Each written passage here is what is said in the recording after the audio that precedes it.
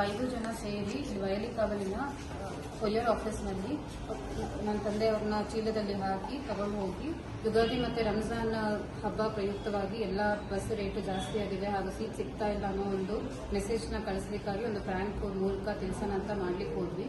ಈ ರೀತಿ ಮಾಡೋ ತಪ್ಪು ಅಂತ ಗೊತ್ತಾಗಿಲ್ಲ ನಮಗೆ.